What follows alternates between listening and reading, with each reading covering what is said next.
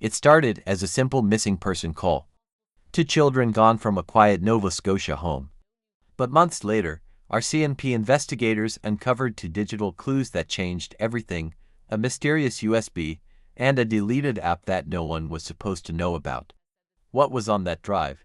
And why did Malehya erase her phone activity so quickly? 6-year-old Lilly and 4-year-old Jack Sullivan were reported missing on May 2nd.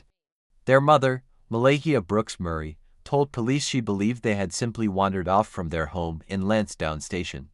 For weeks, search teams scoured woods, ponds, and back roads.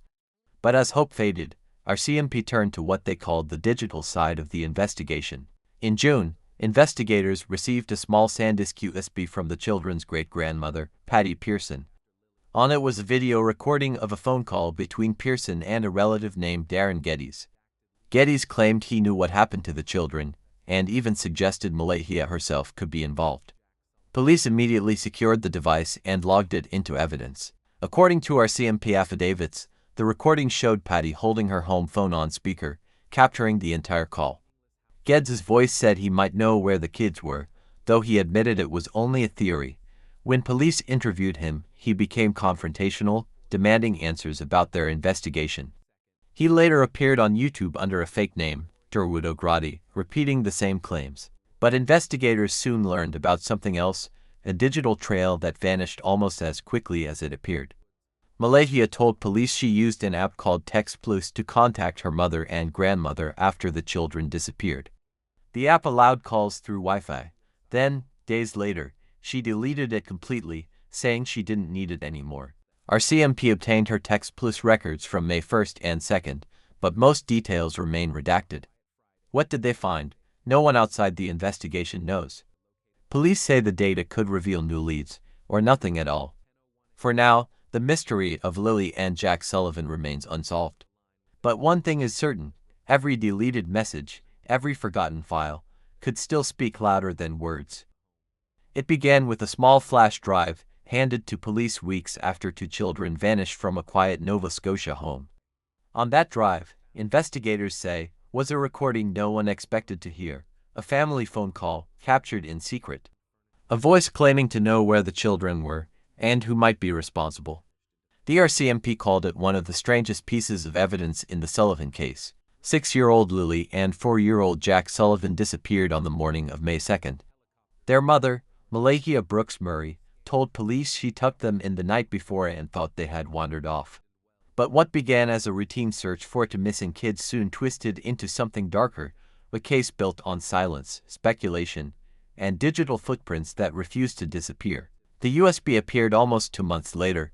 It was brought to the RCMP detachment in Bible Hill by Patty Pearson, the children's great-grandmother. Patty said she had recorded a phone call with a relative, Darren Geddes. According to court documents, Geddes claimed to know what happened to the missing children. But his words came without proof, just a theory that would set the investigation on a new, uneasy path.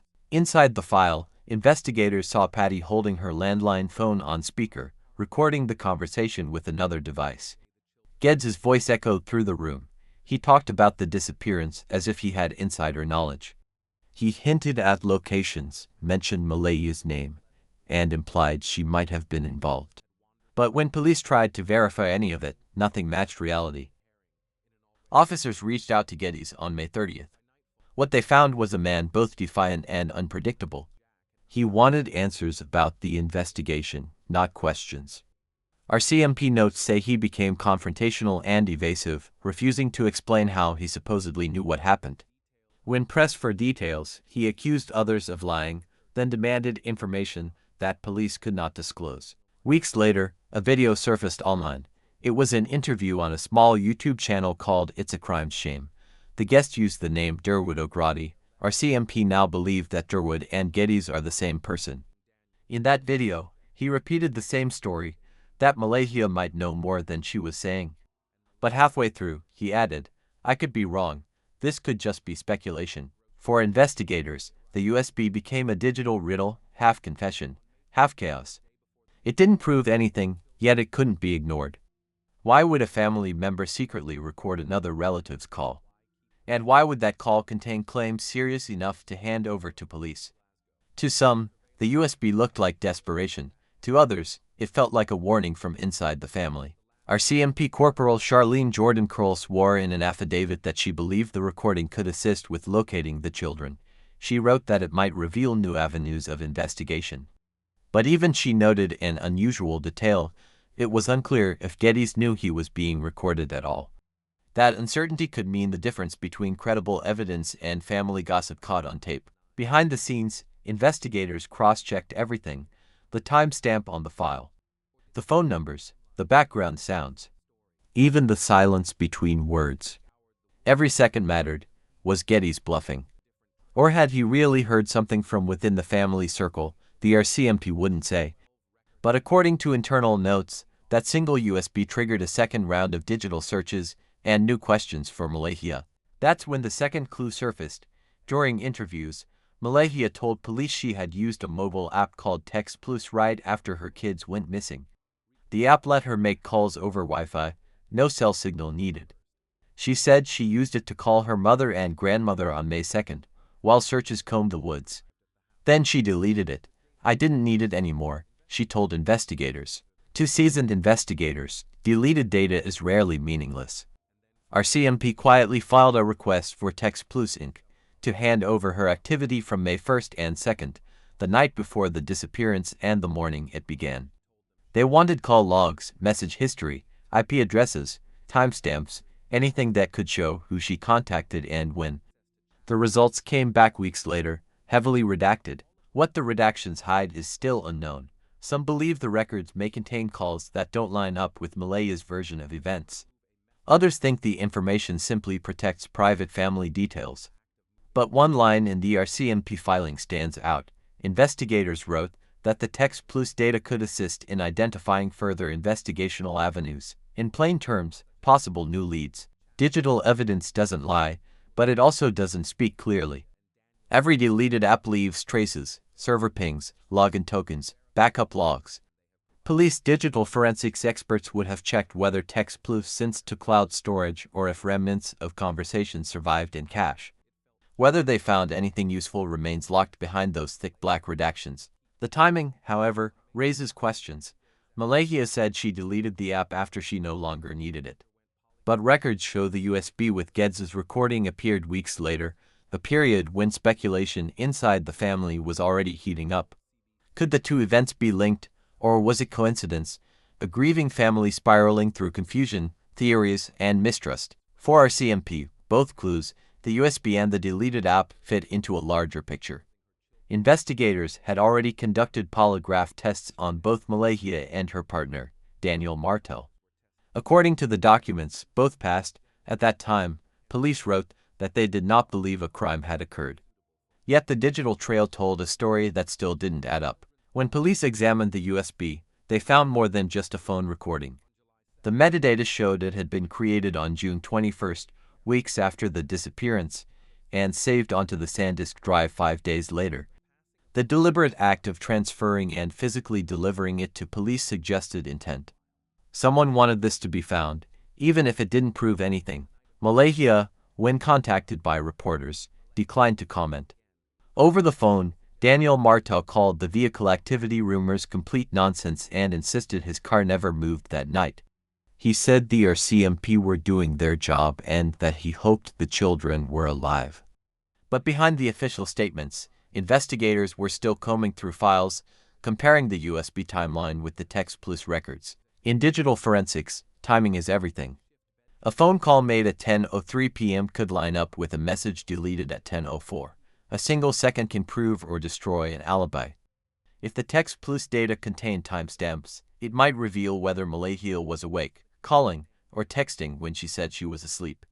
But without public access to those pages, the truth remains buried. By October, parts of the RCMP's investigative files were unsealed after media lawyers challenged the court.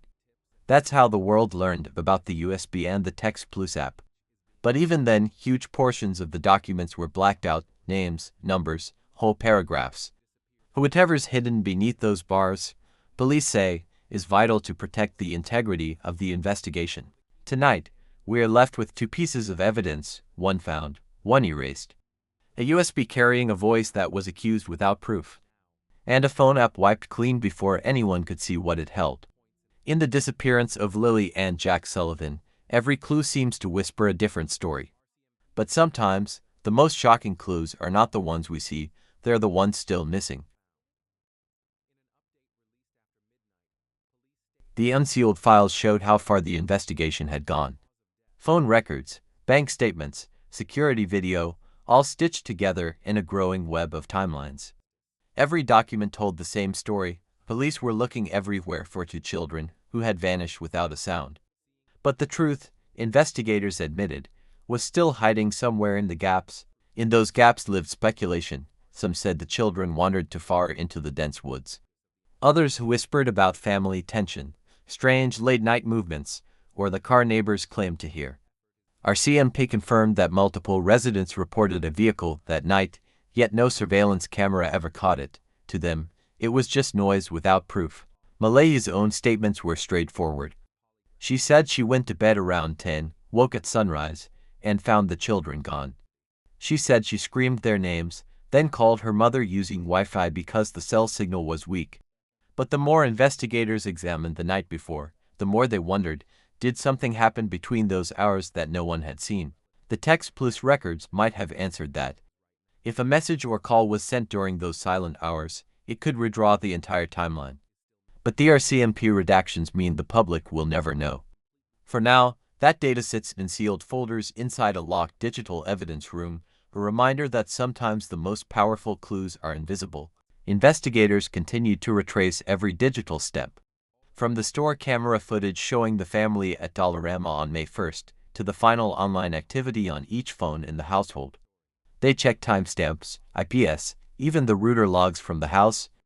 But the deeper they went, the more confusing the data became, gaps where there should have been signals. Meanwhile, the USB remained a mystery. Experts in the RCMP's digital forensics lab examined the file format, creation date, and metadata. Nothing seemed altered, but one question haunted them: why record that particular phone call? Why not go directly to police with information instead of secretly capturing a family conversation? To some, it looked like fear disguised as evidence. When investigators interviewed Patty Pearson, she said she recorded the call because Geddes sounded like he knew more than he should. She claimed she didn't trust him, and that handing the recording to police felt like the safest move. Her tone in the affidavit was calm, but the subtext spoke of deep family mistrust, a pattern that had already fractured the search from within. Geddes, on the other hand, denied any wrongdoing. He said he was only repeating rumors that circulated online and that his comments were misunderstood, but his sudden appearance on YouTube under a fake name raised eyebrows. RCMP cyber analysts tracked the upload and found connections to an account created days after his interview with police. It looked less like coincidence and more like control. If Geddes truly believed his story, why hide his name? And if he didn't, why risk posting it publicly? The USB captured not just his voice, but the echo of a family split by suspicion. Malehya, according to police, knew the recording existed but refused to discuss it. For her, the focus was still on finding the children, not defending herself from online theories. By midsummer, RCMP had ruled out human remains in all major search zones. Cadaver dogs found no scent. Drones and heat sensors came up empty. The case shifted quietly from a rescue operation to an evidence-driven investigation. Inside police files, handwritten notes reflected the mood. No signs of foul play. Continued digital leads, the USB and TextPlus became those leads. A polygraph examiner's report from May 12 confirmed both Malehya and Daniel Martel passed their tests. The investigator wrote, "At this point, the disappearance is not believed to be criminal," but even then, the phrase "not believed" carried weight. It didn't close the door, it only meant they hadn't yet found a reason to open it wider. In private, one officer noted how unusual it was for two digital elements, a family recording and a deleted app, to appear independently yet aligned so closely in time. Both surfaced within weeks of each other. Both involved communication, and both came from inside the family. Forensic analysts called it a coincidence, others called it a pattern waiting to be understood. Reporters who obtained the unsealed ITOs said it felt like reading half a book with every other page missing. Whole paragraphs were blacked out. Names, addresses, timestamps gone. Still, What remained painted a haunting image, a household surrounded by suspicion, whispers of a loud vehicle, and to small children who simply disappeared into the morning light. Daniel Martel told the Canadian press that rumors about him driving that night were complete nonsense. He said his vehicle never left the yard. He also said the family car wasn't even loud, nothing like what neighbors described. But for police, his statement was just another line on a growing list of contradictions, sound without sight, claims without context. In digital investigations, contradiction is where truth often hides. If one device logs no activity while another suddenly lights up, it can signal movement, panic, or an attempt to reach someone. Investigators checked whether Malehya's phone synced to Wi-Fi during the hours she claimed to be asleep. That detail remains classified, but its mere mention shows what direction the RCMP was looking. By late summer, RCMP analysts had constructed a full digital map of the family's communication, phones, apps, USB devices, and online behavior. They traced every contact from April to June, but without new evidence, the case stalled. That's when the media began asking for access to the sealed warrants, and the court battle for transparency began. When the Canadian press finally received the less redacted versions in October, the USB and TextPlus stood out immediately. They weren't the kind of evidence usually revealed early.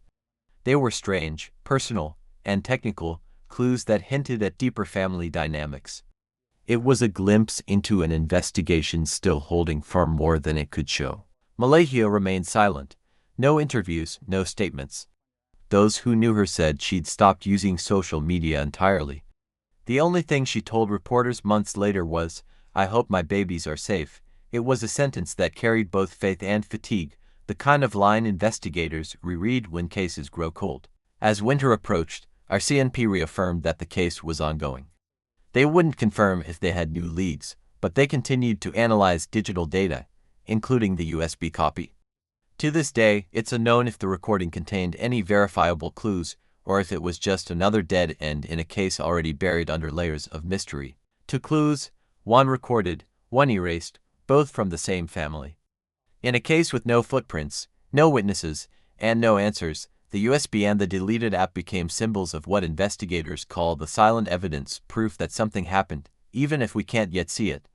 If you believe the truth might still be hidden in those missing files, subscribe to True Child Cases, because in Canada's coldest stories, every silence hides something.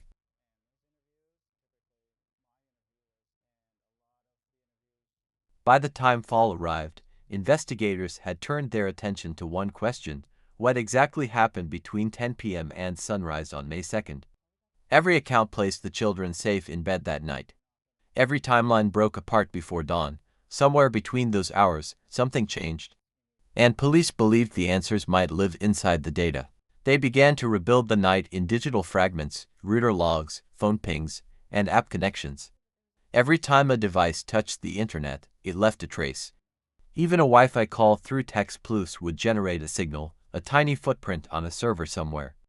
Investigators hoped those footprints could map the unseen movement of a mother searching, or something else entirely. The RCMP's Digital Forensics Lab, based in Halifax, specializes in reconstructing what they call timeline anomalies. When timestamps don't match human accounts, the gap becomes a clue. Analysts compared the family's devices, Daniel's phone, Malehya's phone, and a shared tablet. They noticed periods of silence, no activity, no logins, followed by sudden bursts of connection. It's possible those bursts came from calls to family or frantic attempts to contact help. But with much of the data redacted, no one knows. What's public is only the outline. Communication occurred. Then something was erased. To investigators, deletion is rarely random. It's either a technical failure or an intentional act. Meanwhile, neighbors continued to speak to police.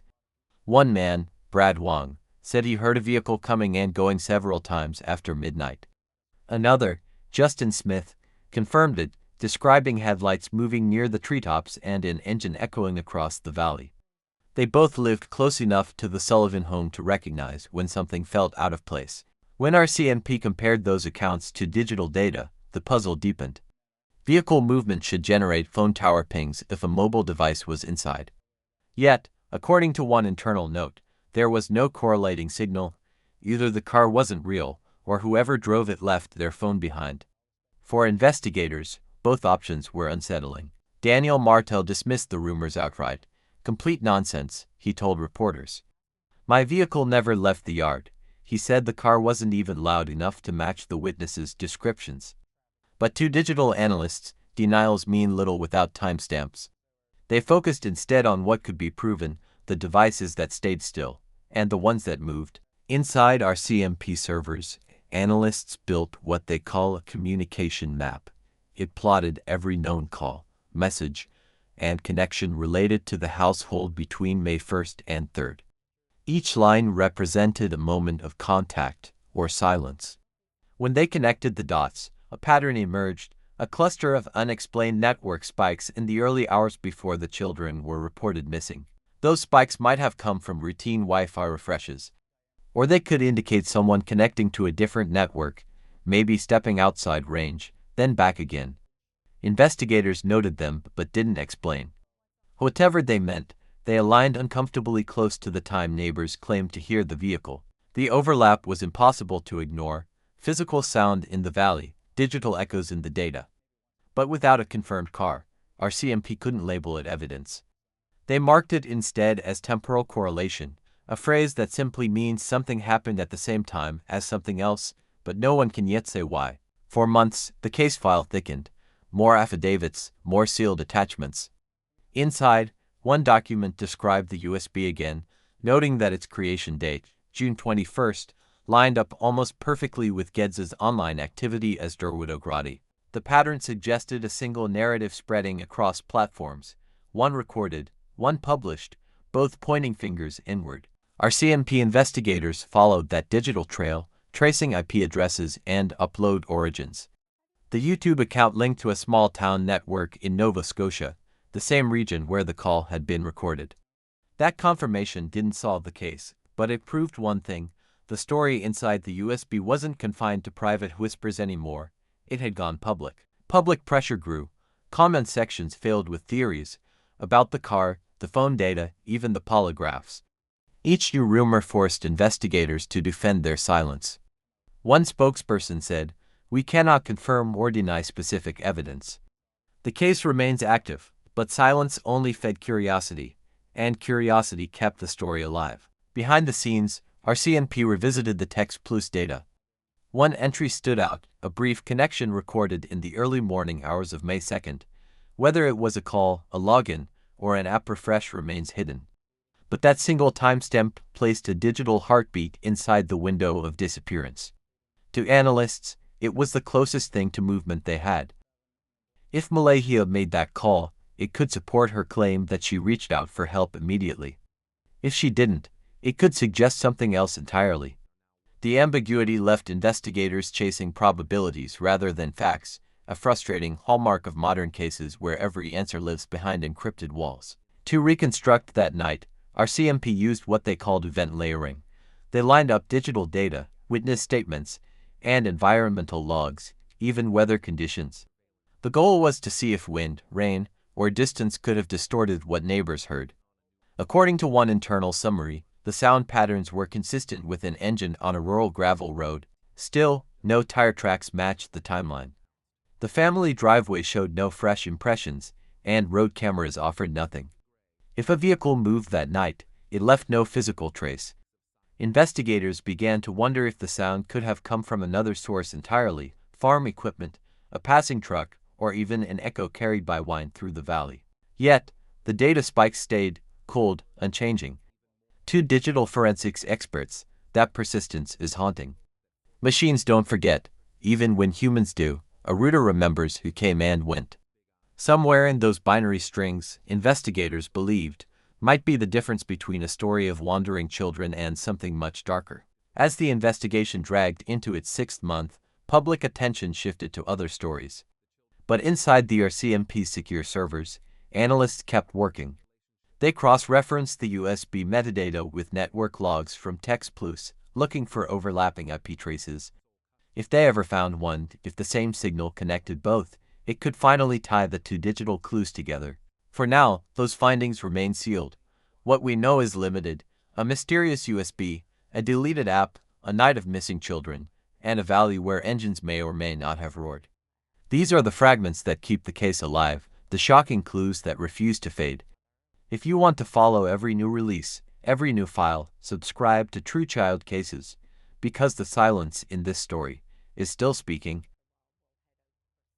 The deeper investigators went into the data, the more the timeline fractured.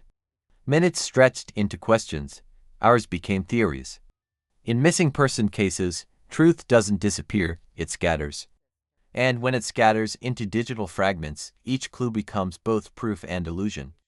The USB, the deleted app, to ghosts haunting the same night. RCMP analysts kept returning to those redacted pages, the TextPlus logs. Somewhere inside those black bars might be the answer to what really happened between 10 p.m. and sunrise. A call made, a message sent, or a silence too perfect to be real. But without the full record, the case remained a puzzle missing its corner pieces. The family itself became a web of contradictions. A mother desperate for answers, a stepfather defending his name. A relative posting theories online.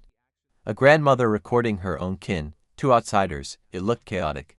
But to investigators, it looked human, fear turning into control, love twisting into suspicion. Patty Pearson said she recorded the call to protect her family. Getty said he only wanted the truth. Malehya said she deleted the app because she no longer needed it. Each action, reasonable on its own, felt heavier when placed against the backdrop of two missing children. Every choice seemed to echo louder in hindsight. The RCMP's case file reads like a story half told, paragraphs cut short, details sealed. But even through the black ink, patterns emerge. The timing of the USB, the deletion of the app, the vehicle reports, and the Wi-Fi spikes. Each event is separate, yet they orbit the same moment, the night Lilly and Jack vanished. If those digital clues could talk, they might tell us whether that night was ordinary or something else. A simple call could confirm innocence, a hidden file could suggest intent. But between what police know and what they can prove, there lies a vast silence, the same silence that has surrounded this family for months. In an affidavit, Corporal Charlene Curl wrote that the information on the USB could identify further investigational avenues. That single sentence became the heartbeat of the case. Investigational avenues, paths not yet taken, questions not yet asked. It was a quiet acknowledgement that something still didn't fit. Behind closed doors, RCMP forensic teams replicated the USB, copying every byte to secure servers. They ran authenticity checks, verified time zones, cross-checked the device's serial number. Nothing about it appeared altered, which left one final question: why was the recording made at all? Who pressed record, and what did they fear might be lost if they didn't? In the world of digital evidence, fear is often what preserves truth. People record because they don't trust memory. They save messages because words can vanish. But when those recordings surface in a police investigation, they become double-edged, part confession, part protection. In this case, that edge still cuts both ways. The same logic applies to deletion. Forensic analysts say most people delete out of habit. Others delete out of guilt. But what makes deletion powerful is timing. If Malehya erased the TextPlus app after the search began, it might mean nothing. If she erased it before, it might mean everything. Police haven't said which version they believe. For Daniel Martel, the rumors have been relentless. He continues to insist the vehicle sightings are false, that no car left the property that night. His polygraph came back clean, as did Malehya's. Yet, the investigation continues not because of what they said, but because of what their devices might have said for them. Each ping, each digital footprint, becomes a witness that never forgets. A router remembers when someone connects, a cloud log records when an app goes dark. These invisible witnesses have no emotion, no bias, only timestamps. And time, unlike people, doesn't lie, it just waits to be read correctly. 6 months after the children vanished, the RCMP released a brief statement. The investigation remains open and active. No suspects named. No charges filed. Behind that short announcement stood hundreds of pages of digital data, hours of interviews, and the haunting image of an empty home where two small beds remain untouched. In every cold case, the question eventually changes. It's no longer, who did this, but what is missing from what we know. In the Sullivan Disappearance, what's missing may not be physical evidence at all. It might be context, the unseen pattern connecting a USB, a deleted app, and the hours before dawn. To the public, those details are fragments. To the RCMP, they are coordinates. Each file, each device, a point on a map they still hope to decode. Whether the trail leads to closure or deeper confusion, no one can yet say. But investigators know one thing: the data isn't done talking. For now, the redactions remain. The public sees black lines where names should be. Journalists see gaps where timelines break. And somewhere inside the sealed evidence vault, the USB sits labeled with a simple tag: audio recording, June 21st. No one outside the RCMP has heard it since. What did it capture? A theory, a confession, or just a family argument caught in the crossfire of fear? Until the file is unsealed, it's all speculation. But even speculation can lead to truth if followed carefully. Every lie leaves a pattern, every truth, a shadow. And in the Sullivan case, those shadows are still moving. As the months pass, new technologies may help decode what remains hidden: signal triangulation, metadata layering, AI reconstruction. In time, the USB and TextPlus logs might reveal more than they were ever meant to. But until then, this case remains an echo, part data, part silence, entirely unresolved. 2 children, 1 missing night, 2 digital clues that refuse to fade. Their story has become more than a search. It's a reminder that in the modern world, the truth doesn't always hide in the woods. Sometimes it hides in the code, waiting for someone to notice what's missing between the lines. If you believe the answers still live inside the files, the USB, the deleted app, the unseen messages, stay with us. This is True Child Cases. Every week, we follow the trails others leave behind. Because sometimes the evidence isn't buried in the ground. It's buried in plain sight. Subscribe for updates. The next clue could change everything.